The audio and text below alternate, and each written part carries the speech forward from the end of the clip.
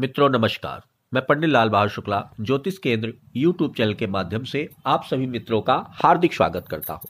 मित्रों, आज के हमारे शुक्ला ज्योतिष केंद्र यूट्यूब चैनल के ज्योतिष का विषय है, जिस बरगद यानी वट वृक्ष के पेड़ पर रहते हो चमगादड़, ले आइए उसकी टहनी, हो जाएगी रुके हुए व्यापार में वृद्धि और मिलेगा आपको हर तरफ आदर।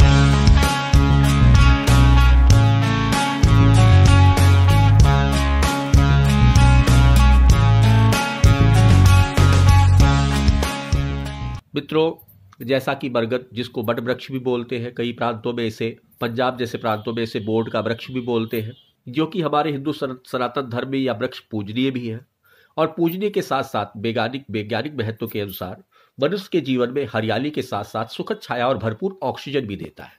हमारे हिंदू सनातन धर्म बरगद के वृक्ष का धार्मिक महत्व, उस वृक्ष पर भगवान त्रिदेव का वास माना जाता है, स्वयं भगवान शिव जी का और त्रिदेव का वास माना जाता है। और धर्मशास्त्र के अनुसार पितृ स्थल गया के धाम में बट वृक्ष की महिमा का वर्णन किया गया है। जब राम जी को 14 वर्ष का वनवास के बाद वापस जब अयोध्या आए तो अपने पिता के पिंडदान के लिए गया तीर्थ में जाने का निश्चय किया। जब गया तीर्थ में गए और तब उन्होंने पिंडदान में उपयुक्त प्रयोग होने वाली सामग्री के लिए सीता माता को बिठाकर चले गए। तब समय अधिक व्यतीत हो जाने पर गया तीर्थ के पास फाल्गुनी नदी से राजा दशरथ की छवि के रूप में पितृदेव ने निकलकर सीता माता को पिंडदान क्रिया करने की विनती की कि ये जो समय है वो अधिक महत्व है, इसलिए इस समय के बीच में आप पिंडदान कर दें, क्योंकि अभी राम जी जो है आपके पति वो नहीं है, और पिंडदान कर दे। तब उन्होंने कहा कि महाराज मैं कैसे? तो उन्होंने कहा नहीं, आप कुलवधू हैं और आपके द्वारा दिया हुआ पिंडदान प्राप्त हो जाएगा। तब उनके आदेश अनुसार सीता माता ने श्री राम जी के न आने पर अपने ससुर का पिंडदान वहां नदी के बालू के पिंड से ही कर दिया। तब श्री रामचंद्र जी आए, तब सीता माता ने श्री राम जी से कहा कि हे प्रभु, आपके पितृगण में आकर आपके कुल पूर्वजों के नाम का पिंडदान करने के लिए आदेश दिया, इसलिए मैंने आपके पिता का तथा आपके पूर्वजों का पिंडदान कर दिया है। तब श्री रामचंद्र जी अंतर्यामी थे और प्रभु थे, स्वयं विष्णु भगवान के अवतार, इस बात को जानते थे, पर दुनिया के लोगों के सामने सिद्धांत और सबका स्वभाव अवगत कराने के लिए उन्होंने कहा कि मैं कैसे विश्वास करूं। इसलिए आसपास में उपस्थित मनुष्यों को छोड़कर उन्होंने कि मैं पता करूंगा। तब उन्होंने फाल्गुनी नदी से पूछा कि तुमने देखा इनको पिंडदान करते हुए? तो फाल्गुनी नदी ने सोचा कि अगर श्री रामचंद्र जी की मन की बात कहूंगी तो मेरे ऊपर श्री रामचंद्र जी की कृपा होगी। तो फाल्गुनी नदी ने मना कर दिया कि मैंने नहीं देखा। तब सीता माता ने क्रोध में आकर फाल्गुनी नदी को श्राप दिया कि जाओ, तुम्हारा जल जीवन भर के लिए सूख जाए। तब श्री राम जी ने गौ माता से पूछा कि आपने सीता माता को पिंडदान करते हुए देखा? तब गौ माता ने भी सोचा कि भगवान श्री रामचंद्र जी के मन की बात करते हैं तो मुझे अपनी कृपा बरसाएंगे। गौ माता ने भी कहा कि मैंने नहीं देखा। तब सीता माता ने भी गाय को कलयुग आने पर विष्ठा खा लेने का श्राप दिया तथा तुम्हारा मुंह हमेशा अशुद्ध रहेगा, यह श्राप दे दिया। जब श्री रामचंद्र जी ने वहां लगे बट वृक्ष से पूछा कि तुमने सीता जी को पिंडदान करते हुए देखा? तब बट वृक्ष ने कहा, हाँ प्रभु, मैंने सीता माता को पिंडदान करते हुए देखा।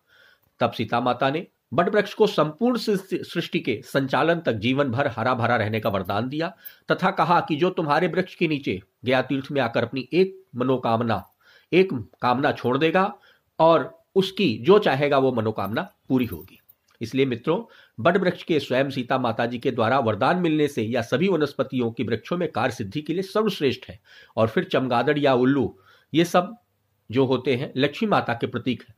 अतः जिस आशीर्वाद युक्त बरगद के पेड़ में चमगादड़ रात्रि भर डेरा बनाकर रहते हो, वह बरगद का पेड़ कार्य सिद्धि से युक्त हो जाता है। इन चमगादड़ को कहीं गादुर भी कहा जाता है। इन चमगादड़ों और गादुरों की प्रजातियां एक समान ही होती हैं, बस इनमें विशेष अंतर आकार का होता है। इन चमगादड़ की प्रजातियों में एक विशेष बात होती है कि इनको रात्रि में दिखाई देता है परंतु दिन में नहीं दिखाई देता। या पूरी रात्रि भ्रमण करते हैं और दिन में किसी निर्जन स्थान में किसी वृक्ष पर, उसमें सबसे ज्यादा बरगद के वृक्ष के पेड़ों पर वास करते हैं या फिर किसी निर्जन स्थान में वास करते हैं। इसलिए इन चमगादड़ की गादुर प्रजातियों में जादुई शक्ति और चुंबकीय आकर्षण होता है, जिनका उपयोग कई प्रकार के तांत्रिक क्रियाओं में किया जाता है। इसलिए इन चमगादड़ प्रजातियों की किसी वृक्ष के साथ चिपक रहने से वृक्ष की शक्ति, उसमें जो होता है उस वृक्ष को शक्ति और अधिक प्राप्त हो जाती है। और जब बरगद का वृक्ष हो तो वह पहले से ही स्वयं सिद्ध वृक्ष होता है। अब इसका उपयोग कैसे करना है मैं आप सभी मित्रों और भाइयों और बहनों को बताने जा रहा हूं। इसके लिए 27 नक्षत्रों में एक पुष्प नक्षत्र आता है मित्रों।